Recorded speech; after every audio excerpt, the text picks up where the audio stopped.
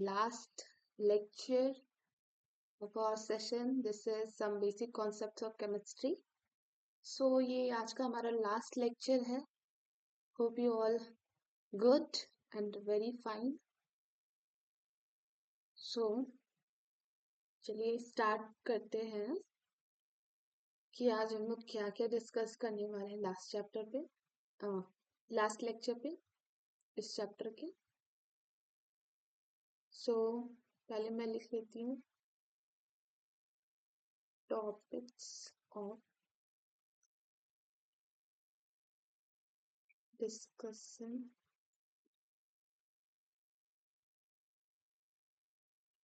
Okay, तो पहला है हमारा stoichiometry and stoichiometric solution.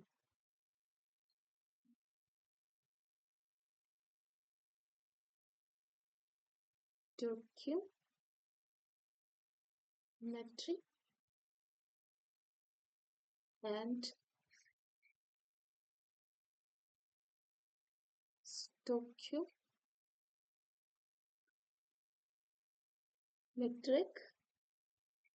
Solution. Okay, second है हमारा लिमिटिंग रिएजेंट. लिमिटिंग रिएजेंट और इसे रिएक्टेंट भी बोलते हैं. ओके, थर्ड है लिमिटिंग रिएजेंट में ही हमारा आ जाएगा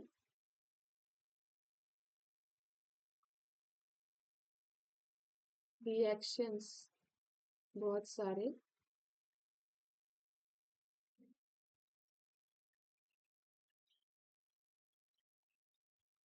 तो पहले इसमें बात करेंगे हम लोग mass percent. What is mass percent? Mole fraction,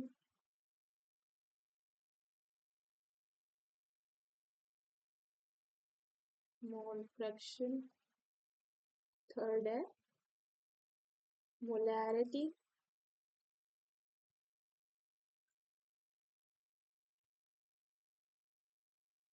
and the last one is molality. ठीक है, तो चलिए वन बाय वन सबको डिस्कस करते हैं. तो सबसे पहला है हमारा stoichiometry. Okay,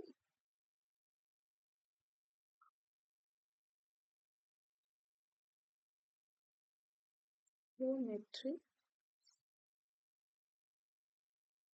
and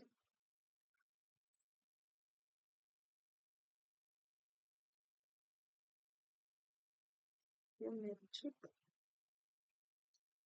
solution.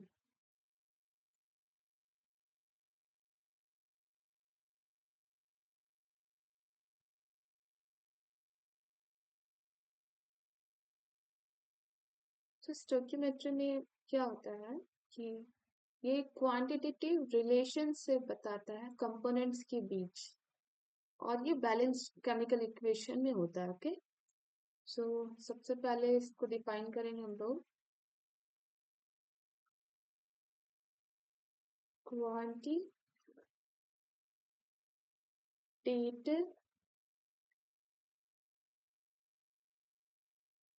relationship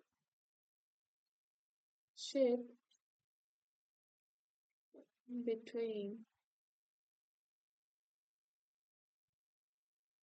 component किसका ऑफ बैलेंस्ड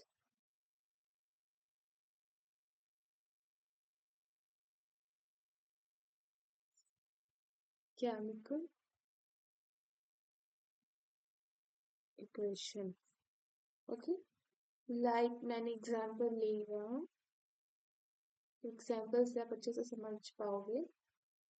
है नाइट्रोजन और हाइड्रोजन में Mu मिलेगा.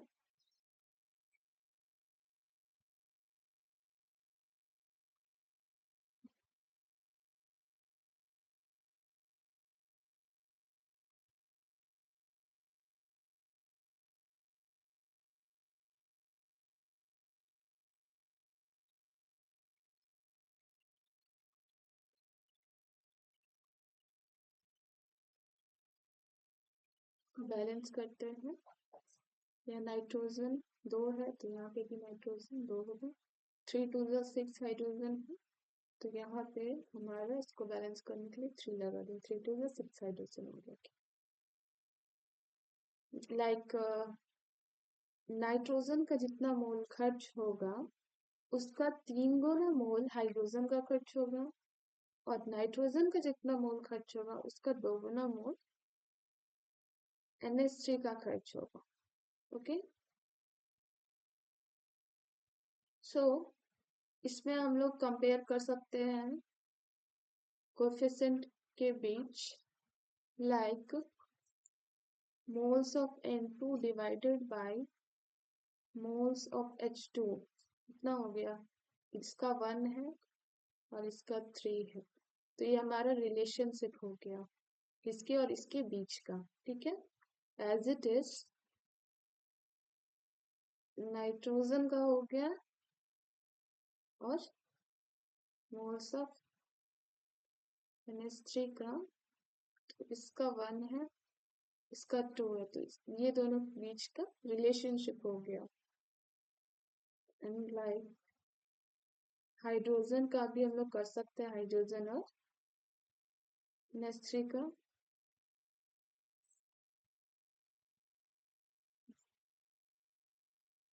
तो यही हमारा क्वांटिटेटिव रिलेशनशिप है कंपोनेंट्स के बीच का।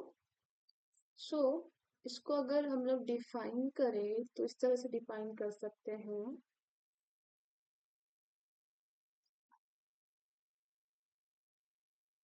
The word,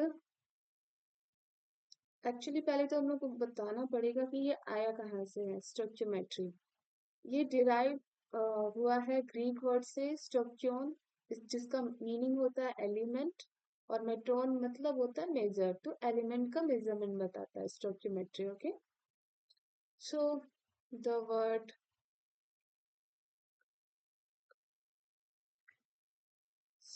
stoichiometry is derived from two Greek words,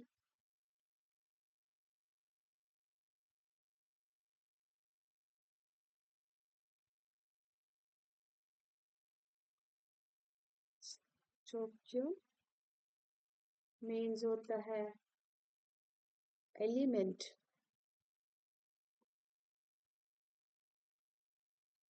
and matron means होता है major.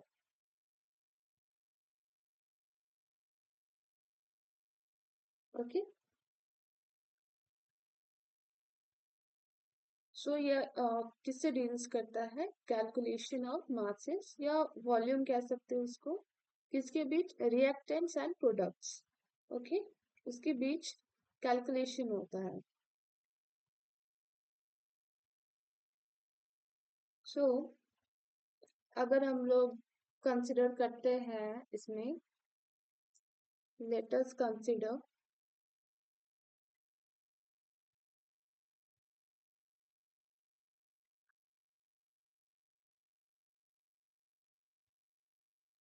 The combustion of methane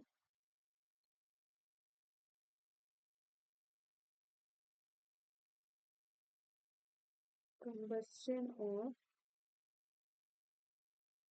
methane, a balanced equation for this, ये हमारा बैलेंस्ड इक्वेशन में ही होता है। तो सबसे पहले मीथेन का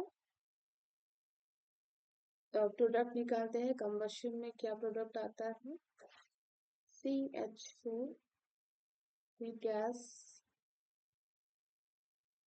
ऑक्सीजन के साथ मिलकर ये बनाता है हमारा कार्बन डाइऑक्साइड और वाटर। ओके, तो इसको सबसे पहले करते हैं। हम्म, यहाँ हो जाएगा 2, यहाँ हो जाएगा 2।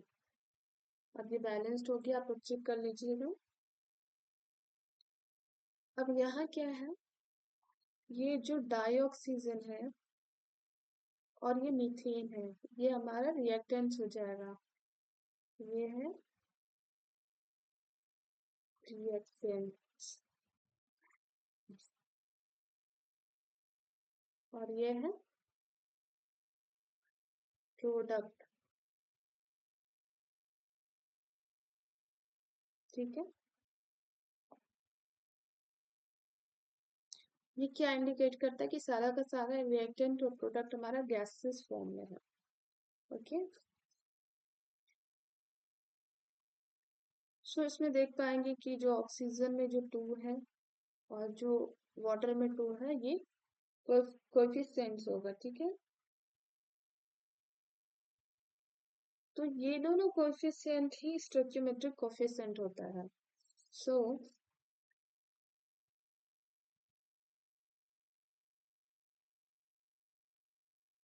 Coefficients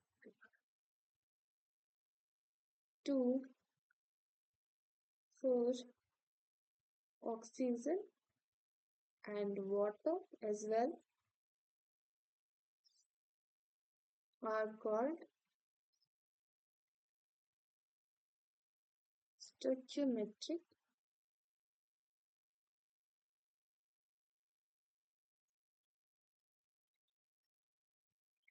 geometric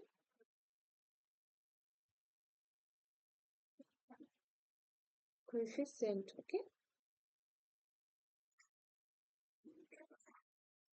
so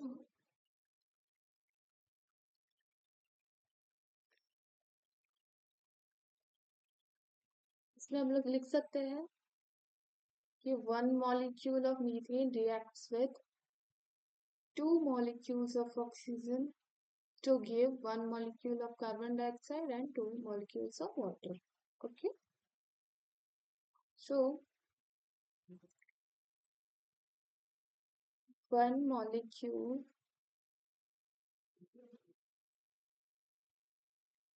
of methane reacts with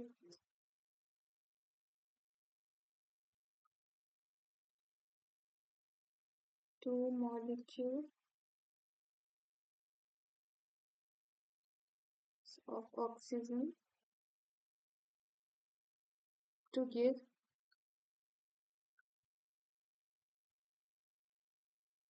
1 molecule of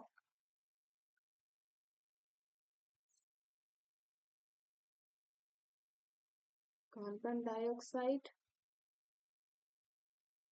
and 2 molecules of water. Okay, तो एज इट इज हम लोग इसको इस तरह से भी लिख सकते हैं, 22.4 litre of methane gas reacts with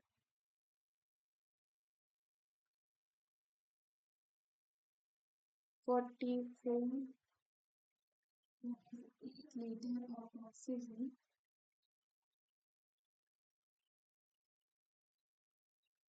to give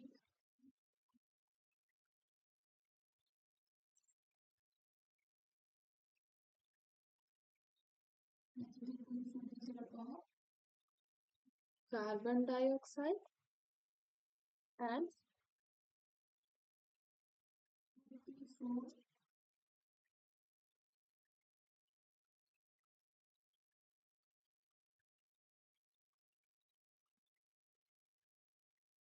liter of, इसके कोएफिशिएंट के हिसाब से हम लोग इस तरह से भी लिख सकते हैं। सो ये रिलेशनशिप से हम लोग क्या पाते हैं, from these relationship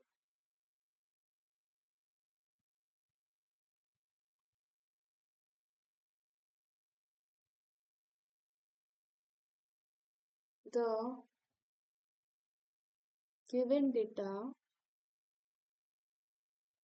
can be interconverted.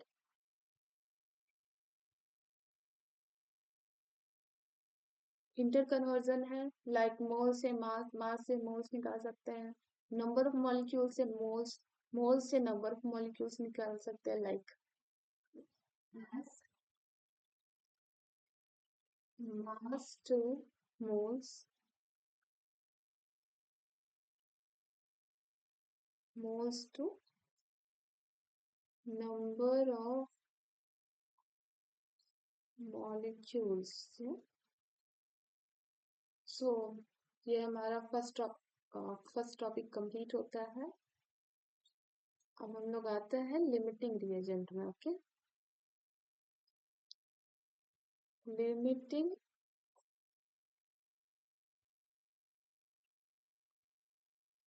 Reagent और रिएक्टेंट।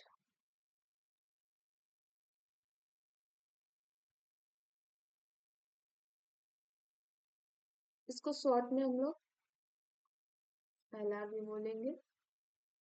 तो इसको कैसे डिफाइन करेंगे? वह रिएक्टेंट जो कि लेजर क्वांटिटी में प्रेजेंट होता है और चूंकि उस रिएक्टेंट की वजह से हमारा जो रिएक्शन है वो स्टॉप हो जाता है, कंप्लीट नहीं हो पाता है, कंप्लीट होने से पहले स्टॉप हो जाता है। सो इस तरह से लिखेंगे,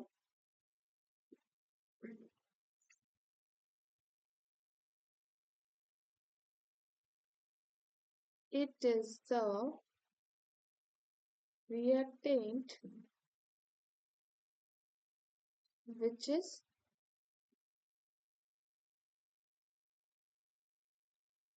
is present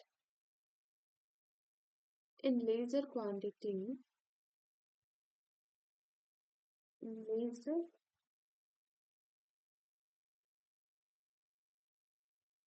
quantity and because of these reactant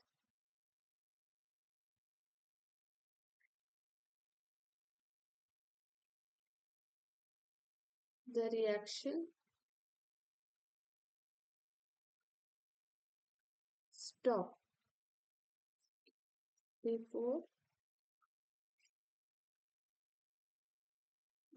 completion।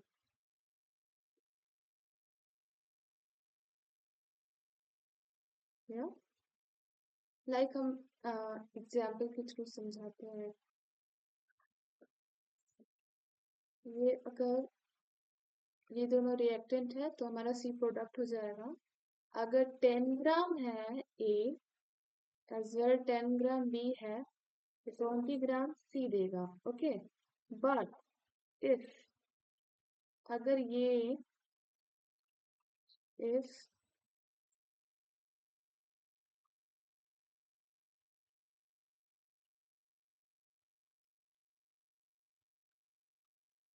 ये हमारा 10 ग्राम है और ये 8 ग्राम होगा तो इसके हिसाब से ये 16 ग्राम हो जाएगा। तो ये हमारा गलत हो जाएगा ना, इसके वजह से तो इसमें 2 ग्राम बच गया।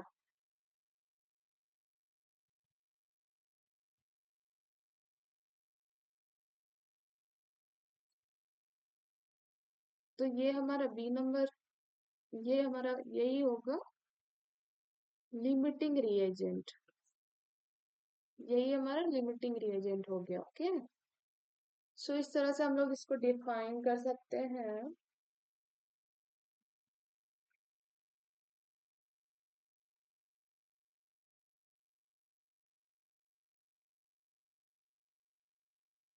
Sometimes in all chemical equation the reactants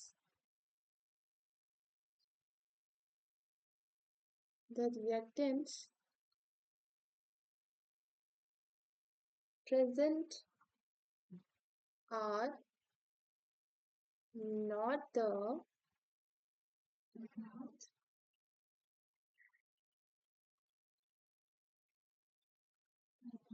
as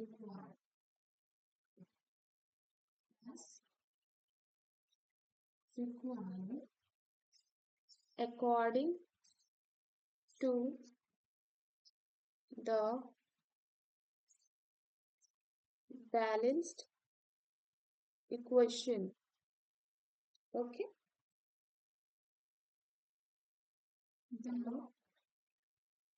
तो अमाउंट ऑफ प्रोडक्ट जो फॉर्म होगा किस पर डिपेंड करेगा, रिएक्टेंट पे डिपेंड करेगा जो कंप्लीटली रिएक्ट करेगा. Okay. The amount of product formed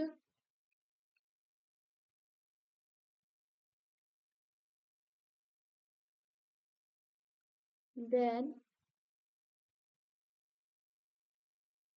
depends upon the reactant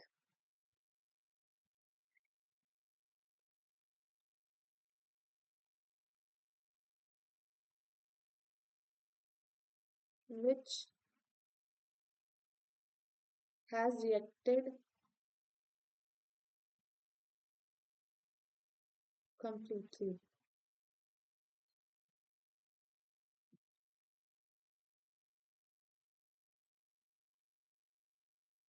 So this reaction which react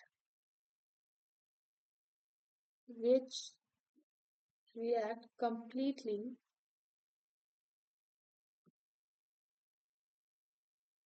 in the reaction is called limiting reagent. Okay. वो क्या होगा, लिमिटिंग रिएजेंट होगा. और जो completely कंज्यूम नहीं होगा वो रिएक्शन एक्सेस रिएक्टेंट कहलाएगा. And which is not and which is not वो हमारा क्या कहलाएगा, called excess called excess reactant. तो ये हमारा next topic limiting reagent complete होता है. अब हम लोग आते हैं थर्ड थर्ड हमारा है रिएक्शंस इन सॉल्यूशन.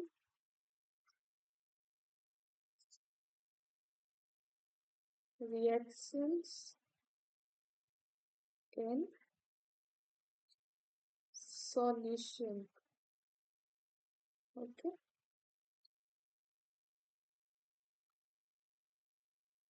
So जब भी रिएक्शन कैरिड आउट होता है उसमें जो अमाउंट ऑफ सब्सटेंस होता है प्रेजेंट वो वॉल्यूम देता है और उसे एक्सप्रेस करते हैं in the form of mass percent, mole fraction, molarity as well. So इसे हम लोग इस तरह से लिखेंगे,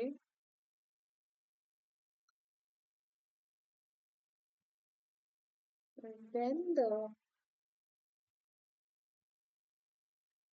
reactions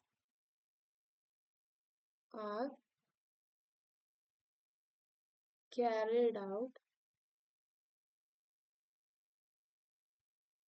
in solutions,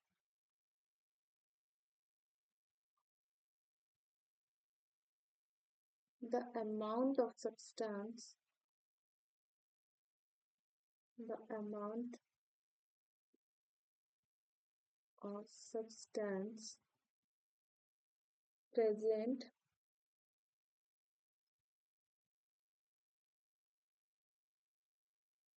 in its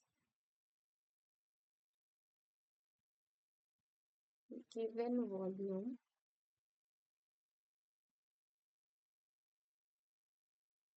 can be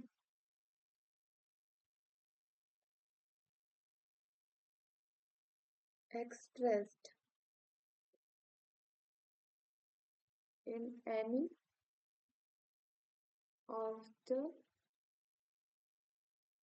following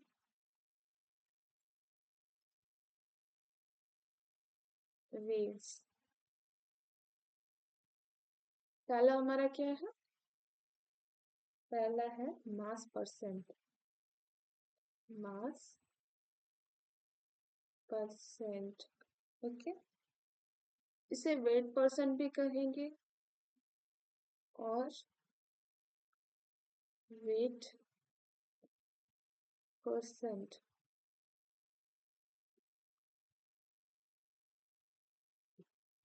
okay. दूसरा है मोल फ्रैक्शन, मोल फ्रैक्शन। तीसरा है मोलैरिटी,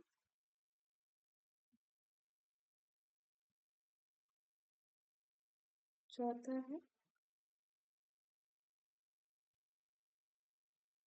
मोलैलिटी, ओके।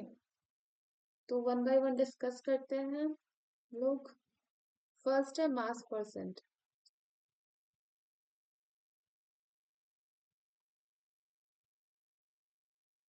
मास परसेंट, तो मास परसेंट को कैसे डिफाइन करेंगे? Like mass of solid, solute जो ग्राम में लेंगे वो प्रेजेंट होगा 100 ग्राम ऑफ सॉल्यूशन में, तो उसको मास परसेंट बोलेंगे, okay. Mass of solute in gram present in 100 gram of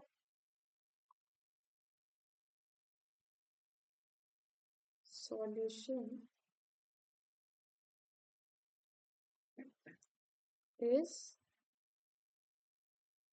termed as mass percent, तो इसे हम इस तरह से लिख सकते हैं मास परसेंट को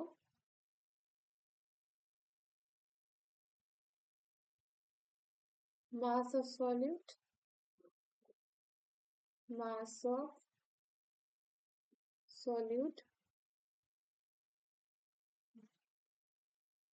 let me change the color,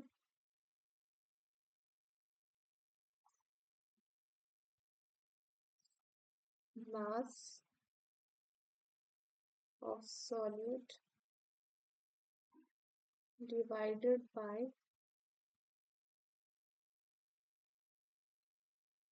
mass of solution into 100, okay. तो ऐसे हमारा मास परसेंट निकलेगा। अब हम लोग आते हैं मोल फ्रैक्शन में। Mole fraction, okay. तो इसमें बेसिकली फ्रैक्शन निकालना होता है मोल्स का। तो ये होता है, इसको कैसे निकालेंगे? Numbers of mole of compound, number of moles of compound divided by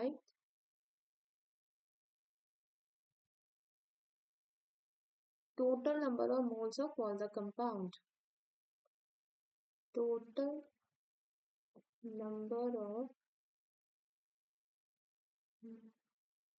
total number of moles of all the compound, okay.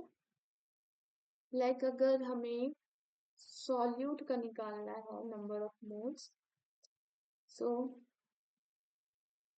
A means क्या होता है? सॉल्यूट, और B मीन्स सॉल्वेंट। ओके, तो सॉल्यूट का निकालना है तो पहले moles of solute divided by moles of solute plus moles of solvent.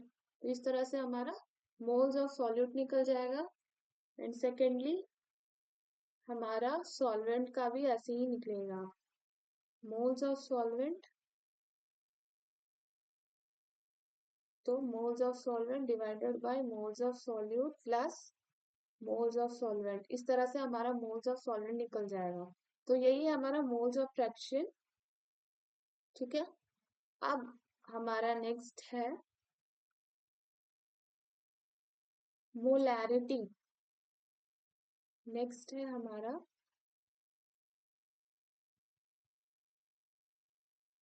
Molarity. Okay, molarity को हम लोग कैपिटल एम से डिनोट करते हैं।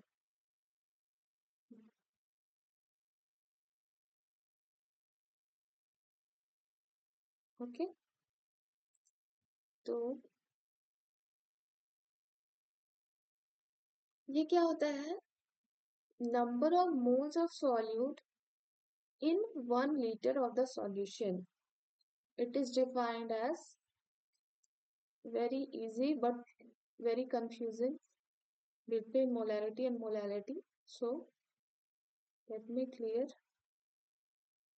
It is defined as the number of moles of solute in 1 liter of the solution. Okay, so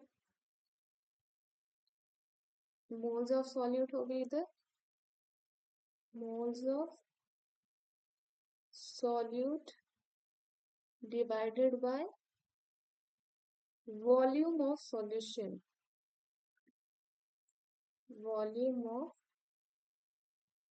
solution in litre पे।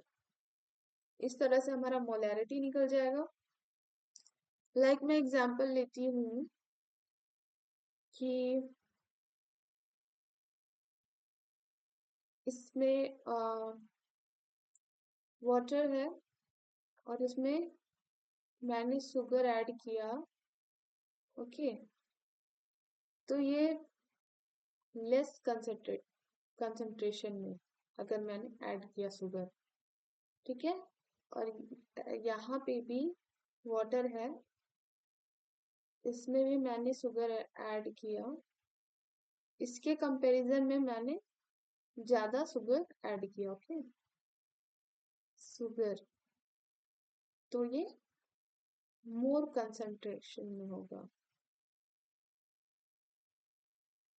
तो अब ये कंसंट्रेशन को मेजर कौन करता है, कंसंट्रेशन को मोलैरिटी और मोलैलिटी से मेजरमेंट होता है। ओके, तो ये हो गया मोलैरिटी का। अब हम लोग आते हैं मोलैलिटी में। 4 नंबर है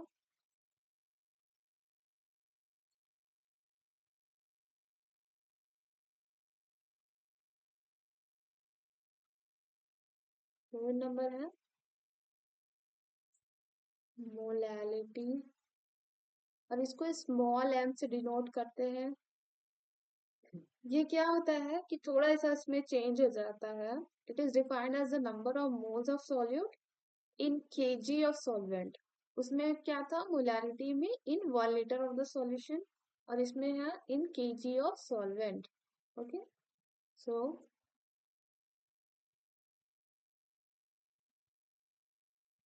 it is defined as, it is defined as the number of moles of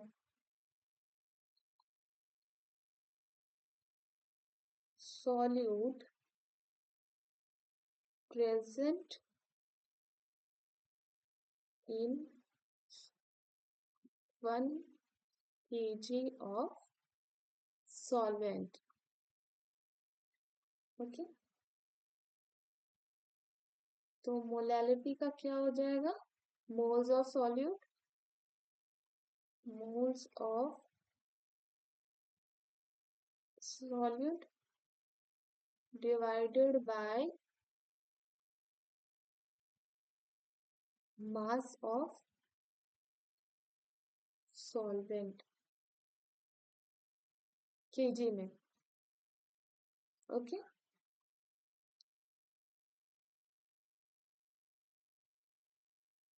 इसी तरह से हम लोग नॉर्मेलिटी का भी निकाल सकते हैं.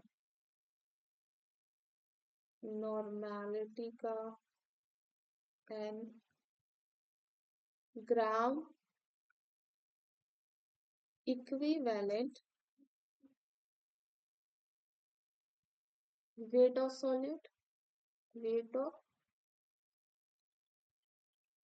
solute divided by volume of solution, volume of solution in liter. ठीक है, पार्ट्स पर मिलियन ppm, इसका क्या होगा? Mass of solute divided by mass of solution, उसको इंटू करना होगा 10⁶ से, तो हमारा ppm निकल जाएगा. Like mass of solute divided by mass of solution into 10⁶. सो यही हमारा पार्ट्स पर मिलियन में हम लोग निकाल सकते हैं. सो आज का हमारा लेक्चर कंप्लीट होता है. Thank you so much. Lecture के साथ साथ हमारा ये फर्स्ट चैप्टर भी कंप्लीट होता है, which is some basic concepts of chemistry. So thank you so much. Have a good day.